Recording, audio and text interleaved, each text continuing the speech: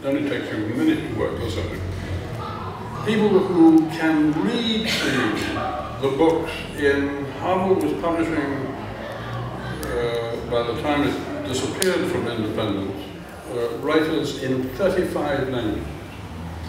And that meant that you had you're like an upside down pyramid. The people who are telling you what it is that you should be publishing, huge number of people, maybe 3 or 4 per language, who know not the language, but the literature. Because the language is not interesting, the language is not very interesting, even in the translation. Are there any translators here who would quarrel with that figure?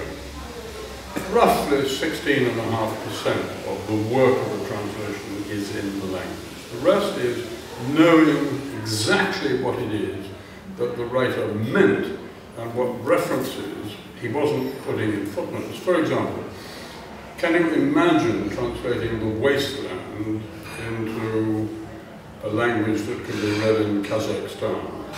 How would you know what T.S. Eliot was talking about? Terribly important, and if you don't, you can't translate it. So turn it round and you say to yourself, the people who can tell you who it is that it would be desirable to have on your list are people who have read the literature, maybe from that country, may even be writers already translated from that language. Although that's an option you use with caution.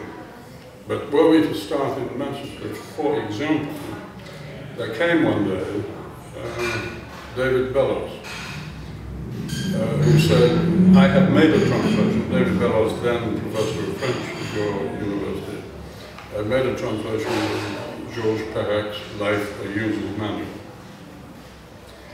And I thought, right, so we'll read the translation. We asked the lady who was then our scout in France, would this be a wise choice? She said, absolutely not, it's unreadable. This is good. Because some people whose wisdom is invariably negative, you really latch onto that. You say, well, if Beverly Gorday doesn't like it, you put it in the positive box. We had a reader called Harry Willett, we'll come back to Harry Willett, who ended every single report. He wrote reports on books in 14 languages. Always ended with a caution saying, on balance, maybe not. No, better not. But anyway, not. One of the books that he said, no, definitely not, was Dr. Zhivago. Harry was what they called, I think, counselor in the Moscow embassy, which meant senior spy. And part of his job, the official part, was to keep in touch with the intelligentsia and so on. So he knew all the writers. And when I said to him years later, Harry, why not Dr. Zhivago, he said it was very obvious. He said anybody who had read the poetry of the magnificent Pasternak, reading this novel, said it was frightful rubbish. No, it couldn't be happening. And Russians, by the way, shared this view. Anyway, Willett went on through his long career counseling Harvill publishers against all the writers of Europe. He did very much like the work of Eduardo Mendoza, Spanish Catalan genius, whom we are now going to republish at the MacLehose Press. But once I gave him, he used to come in to advise the Foreign Office on how to deal with this and this and this, and every day he would be in London, he came to the office, pick up books, pick up all the crime stories he could put into his suitcase, take home to Oxford, and then send his miserable resume weeks later. I gave him the book, and Danish book, and he said, after 2 months, I said, the publisher is being impatient, could you press on a bit? So I'll be as quick as I can. 2 more months passed, and then I said to him, Harry, the man is getting quite aggressive. Fine, he said, I'll be very quick. Anyway, 2 more months go by, 6 months we've had the book. And I ring him and said, Harry, after all, it's quite a short book. It's not the book, he said, it's the language. I haven't had time to learn it. This man learned his languages. For any of you who wish to learn more, this is a way to go. Being in the interrogation units at the end of the war, talking to refugees from everywhere. And there are others who learned by the same route. That Danish book, presumably, we didn't publish, and it wasn't Peter Herr, beloved Miss Spinner. Well, we'll come to that. But one of the languages in which we obviously had a certain grasp was Polish. And we did publish really good books from Poland, and Teresa Taranska's was one of them. Why I particularly like this jacket, I think this lettering is completely wonderful. Now, you probably all recognize who made this lettering. Lives in Manchester, a supporter of United, that divides the room in half. Stephen Raw, genius. Well, we'll whistle through half a dozen more of these. Martin Cruz Smith. But it's important, it's not the first one we published of Martin Cruz Smith. The first one was Gorky Park. And it went all the way across the world. I think it's a really, really good book. I think it's still enormously worth reading. And it conforms to this part of what we at Harvill publish, what I now still publish, which is to put side by side with the literature, whether fiction or non-fiction, that you publish, some books that large numbers of people would also like, would be able to read with terrific enthusiasm. And Gorky Park, and to a lesser extent Red Square, are terrifically good stories involving a Russian policeman whose name is Arkady Renko. Did anybody read Gorky Park? A whole generation has gone away. Wonderful, wonderful book. Sold 1 million copies in paperback then, probably many more still, regularly. It has this to say, that it's set in Moscow, as is obviously Red Square. Arkady Renko is a dissident in the last years of the Soviet Union. He's a dissident inspector who's constantly being taken off the cases in that familiar way in which authors take their inspectors off cases. But his examination, social, analytical, political, and forensic, tell you an enormous amount about a society. And this is why I have continued to publish crime stories, but now only in translation, because it's a way of opening the reader's eyes to another society. And that, I think, is something worth doing alongside what you would do with books a little harder to digest, but nevertheless of terrific potential durability, as Salvatore Satta's The Day of Judgment. And in the article of building a list, let me just only tell you a small thing about this quite wonderful book. If I said, how many have read Salvatore Satta, you all put your hands up, because this is a masterwork, so I won't embarrass you by asking you that question. You might not be able to find it other than on Abe Books. This is a hardback version, worth having. It was published in America by Farrar Straus. And Farrar Straus had, go back to our pyramid, Roger Straus, who ran it, was in intelligence during the war, and he kept contacts with all the people that he was in touch with during the war to ask them to send him news of very good books published in their countries. One of the people in New York who was his regular advisor was Susan Sontag, who came in, as far as I can remember, most Fridays to say to him, Roger, I have read, and this is what you must publish. So she comes in one day and she says, here we have 2 Italian books, both wonderful, you must publish them. And he said, come on, Susan, life is hard, times are difficult, I'll just take one. What are they? So she said, well, on the one hand, The Day of Judgment, And on the other hand, a book interesting by difficult writer, a professor of what is linguistics, quite linguistics, but one along to the left of linguistics, Umberto Eco, Name of the Road. And he said, if I only do one, which do I do? And she said, well, if you force me to say one, The Day of Judgment is a really magnificent book. The other is somewhat readable. Bon. So he took Editorial and it sold 700 copies, and it's still a magnificent book. And in the meantime, Umberto Eco, as you know, sold probably 700,000 copies.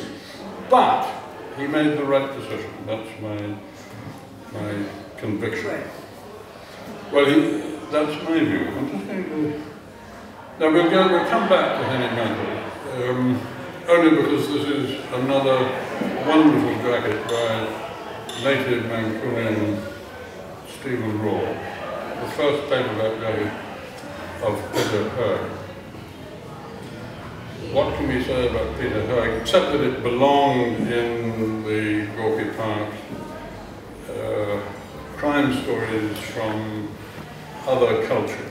Now, those of you who've read Miss Fuller know that the book is entirely about the Greenlandic underclass in Copenhagen. It's not a crime story, it's a social and political story.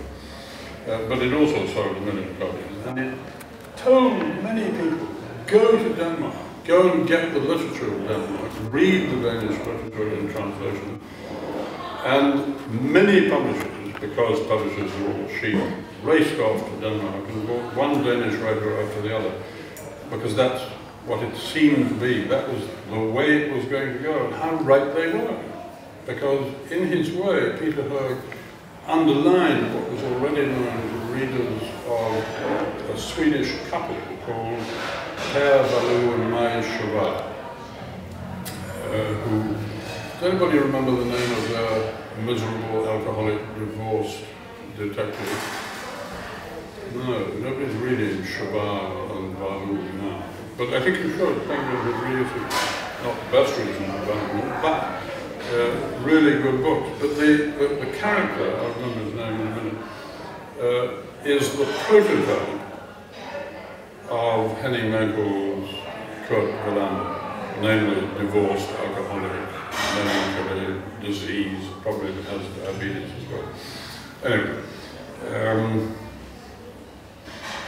maybe I won't tell you the story about the translation of that one. So, we are between, I mean, we're doing all the things that we can possibly do simultaneously. We are reading books in many languages. We are publishing as we thought, as we believe. I like this series very much. And Javier Marias and Eduardo Mendoza were at that time held to be the outstanding Spanish writers. And you would find, if you were setting out to build such a book, almost no competition from anybody to have, whether it's Turkish, whether it's Portuguese, whatever the language. The best writers are available. Why? Because nobody else is competing for you to the same extent for writers in other languages. Now, we all know that whereas some get away, Roberto Bolaño, whom we published, I think 6 books at Harvill, got away. Why? Because Random House, when they bought Harvill, said not interested in writers from Chile. They did keep Murakami. Now, probably you've all read Murakami, but we won't do a head count. We published every book we could lay our hands on. All of them had been, or most of them had been published by, I think, Hamish Hamilton and Let Go. And we took them all on. And Random House decided, yes, they would re-jacket everything. And I think there's a naked Japanese, well, virtually naked Japanese woman on all of them. All of their jackets, and nevertheless he does rather well. I was horrified when I saw these, and I said, I hope you've asked Mr. Murakami for permission to do that. And they said, yes, we have, he loves them. Discouraged by that. Bon. Dutch writer, Zees Notenboom, beautiful book, and again, part of the livery. I brought one book with me, which I like very much, the making of. And it was a book, an Australian book, called Eucalyptus by Murray Bay. And it tells me something in retrospect. You don't have to print your books in England. You don't have to conform to the idea. You don't have to go to Mackay's or Clay's or a single typesetter. You can go to typesetting. Is not more expensive if it is beautiful than it is if it is horrible to look at and read. The same with design. People complain about that design, I like it a lot. This jacket, very beautifully designed. It costs precisely the same amount of money to design the same jacket horribly. So it's worth spending all the extra money that you need in order to maintain, as this jacket is, this is an image of a Harvill trade paperback, Jan Cross, very great Estonian writer. That was another one of our small books. By the way, they were all printed in Germany for much less money in those days than it would cost to print them in England. Ishmael Cadre, and then those of you who tucked away in the back of your bookshelves, who have a copy of The Rings of Saturn, or indeed of The Emigrants, don't ever let them go, because now they're worth thousands and thousands of pounds. Very interesting. But I will always think of Zeba as one of the writers that we were all at Harvill most proud of having published. Norbert Stein, Austrian genius, Per Olof Enquist, Swedish genius, and we'll leave the Dragon Tattoo there just for a moment. While we consider brand and identity in publishing. When we think of Faber, what do we think of? Do we think of literature or poetry or anything else? Who thinks immediately of poetry? Now that seems to me to be about right. How many people think of nursing books when they think of Faber? Well done. I'm so happy, because people say they never got quite wrong about that. They never published. They published the best nursing books. And I think of Faber's nursing books and Harvill's and MacLehose Press crime stories very much in the same category. You have to have a separate arm to the literature. If you're publishing only crime, which is fine, and there are houses that do it, Bitter Lemon is one of them, that's good. But Bitter Lemon should break out of it and do some gardening or some nursing, we could say, because I have an idea that Faber has stopped their nursing. Somebody else should take it on. I don't think there's a Saramago in my heat, but alongside all the crime stories that we published José Saramago and back to Manchester, because the then translator of perhaps his greatest book, which was The Year in the Death of Ricardo Rich, the translation was made by Giovanni Pontiero, who was teaching here at that time. And he was first published by the magnificent Carcanet Press, who taught us, so many people taught us how to publish, among others, Elias Khoury, the writer from Beirut. But Saramago's work had been published not only by Carcanet, but then also by Kate. And they turned him down. And so Giovanni arrived with a completed translation and said, would you please translate, would you please publish my translations of José Saramago? And why did he come to the Harvill Press? Only because it had set its standard on the side of the hill to say, this is what we stand for, this is what we are doing. And those great people, whether they are your councillors, whether they are your wife who reads in many languages and insists that one publishes this and that from Italian, from French and whatever, or whether they are Giovanni the translator, they will come to you, and you have to take those counsels extremely seriously. I read A Year in the Death of Ricardo Reis, and I thought it was so difficult, and I realized why it was that Paper turned it down, and presumably Carcanet as well. But 6 appalling months later, I couldn't get this book out of my head, so I rang up Giovanni and I said, is it by any chance the case that nobody else has taken it? And he said, it is the case. Fine, I said, I give in. We'll publish it. We will publish Saramago. And we, not only did we, but we gratefully did, because as you know, he went on to win the Nobel Prize, and his books developed a certain momentum and are now much more widely sold than in those days they were. Now, time is running out, so I'm going to just end on, we have in, let's say, embodied in The Leopard, the idea of Lampedusa's Leopard, which is your literature, Patrick O'Brien's Leopard, which is narrative genius, and then the other one, the odd one, the eccentric one, is Joy Addington's Leopard, which is what you also do. Harvill was an amazing publishing house. They published, nobody believes this, but it's true, they published the Harvill Book of the Squirrel in 1947. It's a quite exquisite, small book. Thank God it's a small book. I stole a copy from the archive of Harvill once, but I've lost it. So maybe I gave it back, but I wish I still had it. Anyway, it seems to me to say that you have to publish what you passionately want in addition to publishing. The 2 ladies who ran the Harvill Press were obsessed by cats and squirrels. They published a book on the Harvill Book of the Poodle also. Now these haven't survived, surprise, surprise.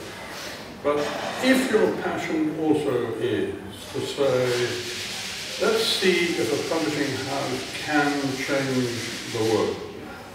If you started to believe in publishers for so many years, it's possible to say that having published, having been, by God, grateful and proud to publish Anna Politkovskaya, who did everything in her life possible to overturn the regime in post-Soviet Russia.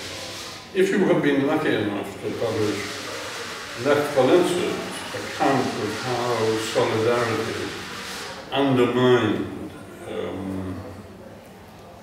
the Soviet Union, and when I think of how that regime ended, it seems to me that maybe 3 people were responsible for it. One was Gorbachev, one was Lech Walesa, and the other was Solzhenitsyn. And these people gave their lives in part to change the world with their book. The book on the screen at the moment is one of the most beautiful books we ever published. And it's the story of a young woman and the years in which, with difficulty, she survived in Paris while the Germans were in occupation. Before early one morning in 1944, she and the rest of her family were arrested, taken to the Muslims, put on cattle trucks and taken to Auschwitz. And if there are texts which still exist, it seems to me that they have to be published. And we'll end with this image, which is a book written by a man who escaped from Treblinka in 1943, arrived in Warsaw with considerable difficulty, and wrote an account of the camp. Every aspect of it, how he was arrested, how he arrived, how he survived, how he broke out, and what happened to him, and what he was forced to do while he was yet there. That is a remarkable document, which he kept. He died in Uruguay. 5 years ago. And he said to his sons, I never wanted to make any money out of my memory, but you can do what you like with it. And so they found a French publisher from whom we bought it. And there it is, in a jacket by the magnificent Mancunian Stephen Raw again. But lastly, just back to Solzhenitsyn and the way in which you as a publisher cannot survive without the likes of, I mean, you couldn't speak to Solzhenitsyn, you couldn't read him without the Harry Willits, the David Belloses, the Giovanni Pontieros, and all of your many translators and readers. None, I think, more crucial to the success of Harvill than Harry Willits, to whom at the end of his life,